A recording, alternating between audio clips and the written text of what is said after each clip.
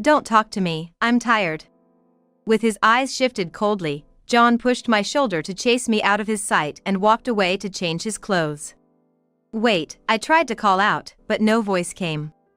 As John's heartless figure of his back disappeared from view, a wave of dizziness hit me, and I found myself weakly kneeling on the spot. No way! He didn't show any emotion. I've been holding back so much until now. Maybe it's partly my fault. Perhaps John is just busy with work. I've been desperately searching for reasons to convince myself of this. I believed that if I changed, John would return to his old self. For that, I've done everything I could. But still, John didn't change. That's why I resorted to the last option. I had resolved that this was really the last time, and with determination, I had spoken. Let's end this cleanly with a divorce. It was at that moment I had decided. There was a new message on John's smartphone, which was on the table. Without thinking, I looked at it and was shocked. What's this? Seeing that, I made a vow in my heart. There's nothing else to do but brace myself. I'll show that man what I'm made of. My name is Emily Simpson, 26 years old. Just the other day, I left home after getting married to John, whom I had dated for about 3 years. It might sound a bit self-serving to say, but I've been the apple of my family and quite adored. Because of that, the day I left home, the whole family cried. Be happy, Emily. John, I'm counting on you to assure Emily a joyful life of marriage. Of course. John answered with a confident smile, even under the pressure of my father's words. I'm really counting on you. There are 2 reasons why my father pressed the point so much. The first is because John is divorced. Moreover, he ended his first marriage in just 6 months. The reason for the divorce was said to be irreconcilable differences, but the brevity of the marriage is still concerning. While my father consented to the marriage, he had always been worried about that. As a man myself, I completely understand how you feel. That's why I want to settle things in my own way today. John declared with a raised voice, then pulled out something he had brought with him. It was a blank divorce form. This may seem like an unconventional act, but John said it with a serious face. If I ever fail to make you happy, please submit this. As my father stood there confused, John continued. I'm sorry for worrying Emily's parents since I have a history of divorce. Consider this a sort of insurance. It's something I hope to never use. It's my own way of showing my commitment to making Emily absolutely happy. Please, take it. My father, though bewildered, seemed to understand John's sincere intentions. He nodded silently and accepted it. This is the second reason my father's been worried. John, he's quite the character, always playing the clown. I get it. I believe you. My father nodded with a complex look on his face. That's how our married life started. I wouldn't say it was the marriage I dreamed of, but I was looking forward to it. Yet, what awaited me was an unexpected kind of hell. After we got married, as always, I would wake up earlier than John every day, get things ready, and send him off with a smile. Have a great day. See you later. Before we were married, John would respond with a hug and a kiss, waving and saying, I'm off. I'll do my best, love you, Emily. But after we got married, John changed. Yeah. That was all he would say before leaving the house. His indifference was so shocking that at first, I wondered if he was feeling unwell. Even when he came home, John was strange. Welcome home. Want to have dinner? Or take a bath? I'd greet him with these usual lines. To which John would lazily reply with just one word, bath. Are you okay? Feeling sick? I asked worriedly, but John just glanced at me coldly and said, not really. Looking back, maybe I should have been grateful he even responded at all. It's been a week since we got married, and now I get no response from John at all. When he's in a good mood, I can at least get a word or a gesture from John, but the problem is when he's in a bad mood. When he's grumpy, he ignores me completely. Hey, don't ignore me. It has always been like this since we got married. Did I do something? No response from John. Answer me. When I get so down that I'm about to cry, John sees it and lets out a big sigh. You think crying will solve everything? Must be nice being a woman, that simple. I want to deny it, but I can't stop the tears. All I could do was bow my head in silence, hiding my tears. My father runs his own company. I'm what you'd call a CEO's daughter. Before I got married, I worked as an office clerk at my father's company. That's where I met John. I processed a lot of the sales invoices that salesman John submitted. We got to know each other through that, and he asked me out. He seemed really surprised when he found out I was the CEO's daughter, but I was happy about it. It meant he saw me for me, not just as the CEO's kid. Back then, John listened to my stories intently and always responded with a smile. It seems such him hasn't existed anymore. I wish I hadn't gotten married if it was going to be like this. I wonder if something's going on with him. Did I do something wrong? I racked my brain but couldn't come up with anything. The only thing that could have triggered such a change in John was getting married. Some people do change after marriage, getting too comfortable or lax. I believe it happens to some degree. But with John, it's more than just some degree. If I had known he was like this before we got married, I never would have married him. I pulled out a piece of paper from a file I kept in the drawer of my desk. It was the blank divorce paper that John had given me that day. I wondered if submitting this to the courthouse would bring back the John the first knew before. Days went by as I repeatedly looked at the divorce paper and then put it back. One day, when I came back from shopping, John was standing there with a menacing look, waiting for me. It was broad daylight on a weekday. Why was he home? As I tried to smile and said welcome back, John slammed his hand on the table. Startled by the noise, I stumbled and fell. John stepped closer, looking down at me with cold eyes, and held up a piece of paper. You know what this is? He asked. In my fear, I just nodded. What John was holding was the divorce paper. It was always supposed to be in my drawer. How? Then it hit me. I might have forgotten to put it back after looking at them before I went shopping as I usually do. Do you want to divorce me? I couldn't say it wasn't true. Life with John lately has been mentally exhausting. If this is how it's going to be, I'm considering divorce. Come on. John, you've been so weird since we got married. You ignore everything I say now. This isn't happiness. John muttered, is it my fault, as he stared at the divorce paper. I'm fine with it if you want a divorce. What? But just remember, it's your fault, okay? You're the problem for not supporting your husband as a wife should. John waved the divorce paper teasingly. But, wait. You promised Dad. I started to remind him that he vowed to make me happy, but John just sneered as if he guessed what I was about to say. I promised to make you happy, is that what you're saying? Just like a little princess, living in a fantasy land. That's cruel. You and your dad are so naive. We're just from different worlds. Maybe you should experience being broke for once, for your own good. I didn't understand what John meant, but from that day, he stopped covering living expenses completely. To add insult to injury, he even took away the credit card that one's family could use. Originally, I had shortened my working hours because John wanted me to. I want to be greeted with a smile when I come home, he had said, so I decided to work a shorter time to fulfill his wish. Right now, as my job is part-time, I have a small income. It seems the rent and the utility bills have been paid, but the biggest problem is the food expenses. Please, we're out of food. I need money to live. I begged John for money, though it was humiliating. John just smiled smugly and said something outrageous. Don't worry. I'll just eat out. What? Wait a minute. No matter how much I pleaded, he completely ignored me, and in the end, I didn't get any contribution for living expenses. John has been coming home in the early hours of the morning day after day. I managed to get by with whatever food we had left and some instant meals, but I was at my wit's end. On the day John finally came home on time after a long while, I blurted out the words that had been on my mind for so long. You don't contribute financially, and you don't talk to me. This isn't happiness, this isn't even a marriage. If this is how it's gonna be, if you're not going to change, I want a divorce.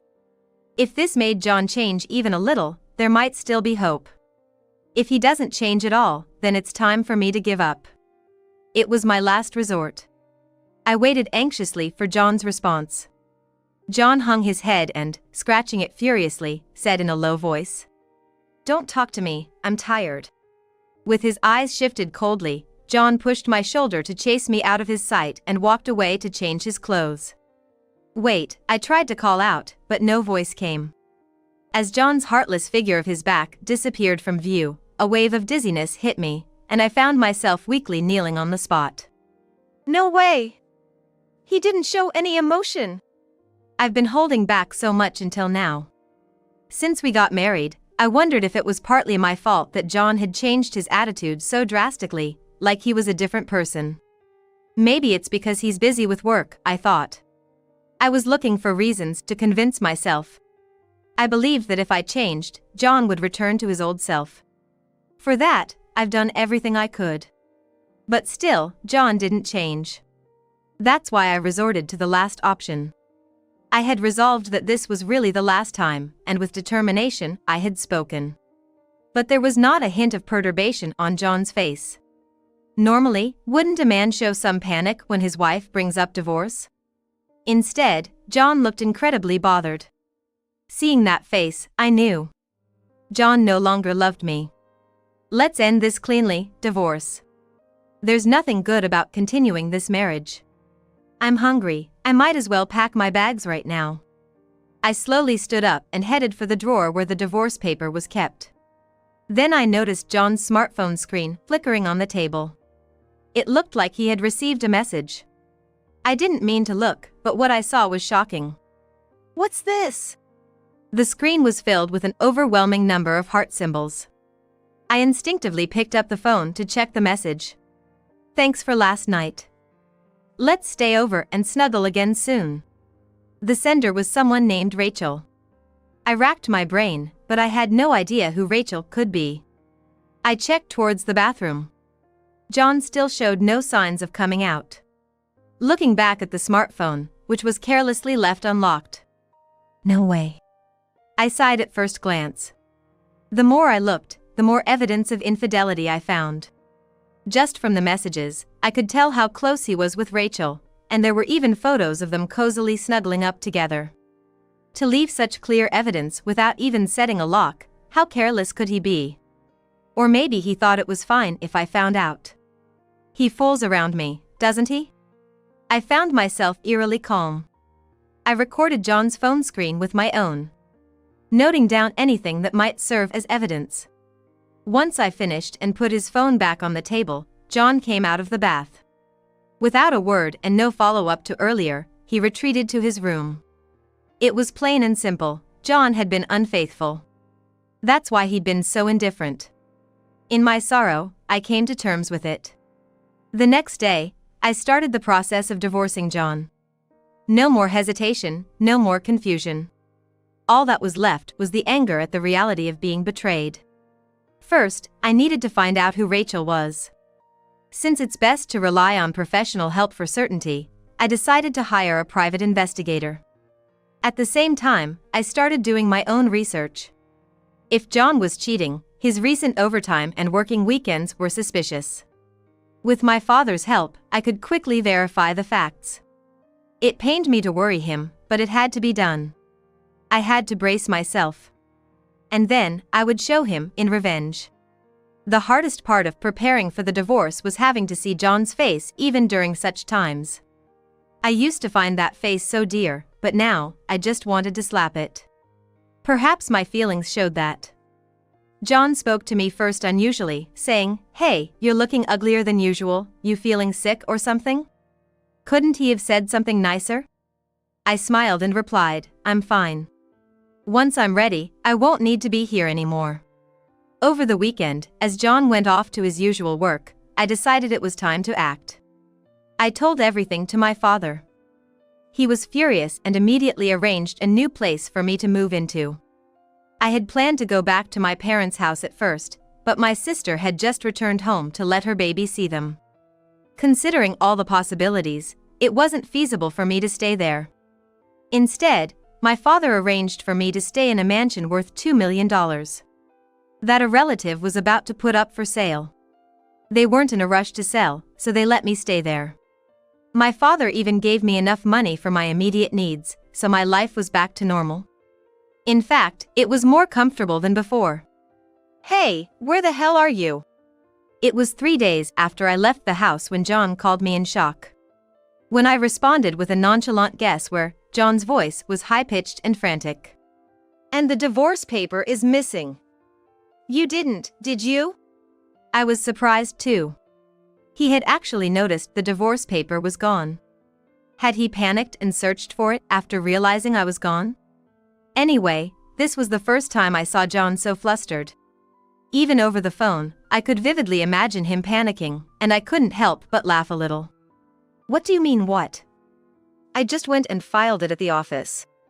When I answered calmly, John made a ridiculous sound of shock. "What? Why would you do that?" "Oh, come on, you said it yourself. If I ever fail to make Emily happy, please submit this, you said with such confidence, remember?" "But that was just to reassure your parents." So he was panicking because I actually filed for divorce, something he intended only as a performance. "Besides, I told you the other day, didn't I? If this lifestyle continued, I'd file for divorce." But at that time, I was just tired. I talked to my father, you know. "Your department isn't that busy, is it?" I cut off John's attempt to take advantage of his fatigue to excuse himself. He was confused. Well, he always claimed to be busy, constantly signaling how busy he was. Indeed, he came home late and often worked on weekends. And I, without any suspicion, just worried. But I should have questioned it. Should have checked whether he was actually going to work or not. I thought it was odd, you know? When I met with Father yesterday, I asked him. He was puzzled too. He said it's strange, there might be the occasional overtime, but working weekends? Hardly ever. "No, that's..." "Hey, you weren't working, were you? What kept you so busy every week? Where were you going?" No response from John. I knew it. He couldn't answer. He must be desperately searching for an excuse in his head right now. John is smart and smooth-talking. But this time, whatever he says is pointless. Because I already know everything. Rachel, right? She's quite the cutie, isn't she? I could hear John gasp over the phone. Why? Private investigators are quite skilled, aren't they? They secured photos and videos as evidence right away. I glanced at the photos and the report in my hand as I read them aloud. Rachel Smith, a 22-year-old working as an office clerk in accounting. Oh, she's more than a decade younger than you, isn't she? I'm also 8 years apart from you, John. Looks like you have a thing for younger women. Her place is a second-floor apartment near the station, right? So this is where you've been going every week. Emily, wait, I mean... Miss Smith is... Don't be so formal, you call her Ray, don't you? That's such a cute nickname, Ray. John was actually quite the baby. He used to cling to me a lot before we got married. Back then, I found it sweet that John, who is 8 years older than me, was so affectionate, but now just the thought of it makes me recoil. Oh, yes. The conversations with Ray are well documented as evidence too. Wait for me to leave my wife, really? That's such a cliché line from a married man. Couldn't you come up with anything better? According to the detective, John really looked down on me. Ray asked laughing, what if your wife finds out? And John replied, doesn't matter. She's on the way now. Can you believe that? Wait, Emily. You're misunderstanding something. Just meet with me, please. Yeah, I figured we needed to meet at least once. The next night, the meeting was set, with Rachel coming along. The location was the mansion I was renting. John arrived at the appointed time looking restless, glancing around nervously. What's with this mansion? It's the house I'm renting. It's worth $2 million. $2 million. John's voice cracked in disbelief as my father watched him intently with a stern look. I see your father is also here today. John's eyes darted back and forth uneasily. Of course. You brought Rachel along, it would be unfair otherwise. Plus, this affair is between employees, so it's better to have my father, the company's CEO, accompany me. John replied with a strange smile, right. My father had been staring down John with a demonic expression the whole time. Rachel was a small, cute woman with light-colored hair. But she seemed to have a surprisingly strong will. As soon as the discussion started, she glared at me and said, I'm a victim too. I had no idea John was married. And now, to be called out to a place like this so suddenly, it's displeasing. Rachel stated this with a snort. An intense character indeed. I was taken aback, but even more so, John had gone pale. What? What are you talking about? You're the one who pressed me to leave my wife quickly. That was just a joke. Rachel turned away with a huff, and John's face was flushed with anger. Why do I even bother with a woman like her? He muttered under his breath. Hearing this, Rachel snapped back, and they started arguing right in front of me. The nerve of you! As if I would ever seriously fall for an old man like you. What? You think this is my fault? You're the one who said our company was going down. That it was on the decline. That's why I broke it off with Emily. What? Apparently, right after our marriage, Rachel had whispered these things to John. The company is on the brink of bankruptcy. If it continues like this, even you, as her husband, will lose out. At first, John didn't pay much attention, but Rachel had a way with words, and he started to take her seriously. Moreover, seeing how I was overly considerate and nice to him, he was convinced that our company was indeed failing. I thought you were buttering me up just to saddle me with debts. What? I was just trying to be nice because I thought you were tired. And everyone's been too kind. I thought something was up. That was probably because I'm the CEO's daughter, and they were just being respectful. Anyways, the idea that my father's company was in trouble was a complete misunderstanding. Father was there and affirmed it himself. Thanks to everyone, we're actually doing great. There's no way we're going bankrupt anytime soon. Upon hearing my father's words, John collapsed to his knees, looking defeated. I had a bad feeling about this. So, what was all this for? In the end, John had just fallen for Rachel's schemes. Rachel was just curious about what kind of man John, who had married the CEO's daughter, was, and that's why she approached him. At first, he paid no attention to her. So she lied to grab his attention, saying, "This company is finished. You, married to the boss's daughter, you're in danger too." Fearing a joint downfall with us, the company's executives, John probably started ignoring me, thinking of an amicable divorce. I was just duped, can't you see, Emily? Okay? With a twisted face, John tried to get closer to me. Maybe you were just duped, sure. That's right. So let's not talk about a divorce. But you know, this has made it crystal clear to me. John looked up at me, puzzled. It means that this man would be the first to run away if we were ever in the same dire straits. Even now, he'd cheated without any discussion with me. And instead of asking for a divorce outright, he'd been cowardly enough to manipulate me into saying it first. We took vows, for better, for worse, remember? You'd abandon me in a heartbeat if I got sick. That's not true. I wouldn't do that, Emily. Please, listen to me. There's nothing more to say. I just wanted to know why you were ignoring me. Never thought it'd turn out that I did nothing wrong. We'll talk through the lawyer from here on out. Lawyer? John's face went pale. You think you can cheat so brazenly and not be blamed? I'll be sure to pay you back, John and Rachel. Wait, please! I might even lose my place at the company. As John's voice trembled, Rachel also let out a cry of despair. No, no. That's not fair. It was just a joke, after all. It's his fault for falling for it. They scorned each other, each insisting they weren't in the wrong.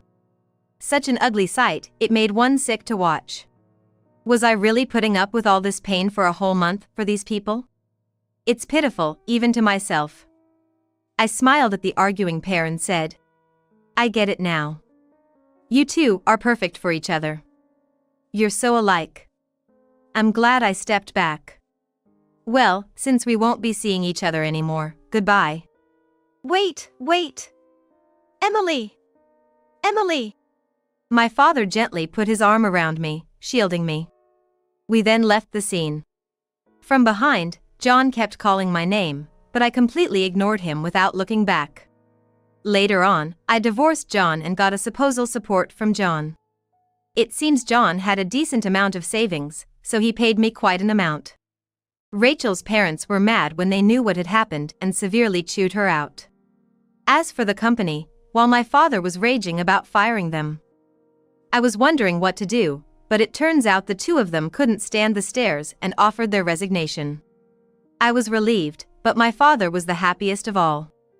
John was crying until the end, persistently clinging to me. If that were true, he shouldn't have done what he did. What John probably missed was the title of being the CEO's son-in-law. The thought of never seeing his face again is refreshing. My family welcomed me warmly when I returned home as a divorcee. I also went back to my job as an office worker. I thought my colleagues would handle me with kid gloves, but surprisingly everyone welcomed me back without fuss. People were saying behind your back, why would someone like you choose a guy like that? When someone slapped my back and said that, I couldn't help but burst into laughter. If I ever decide to marry again, at least I'll avoid someone who acts as a good person just outside.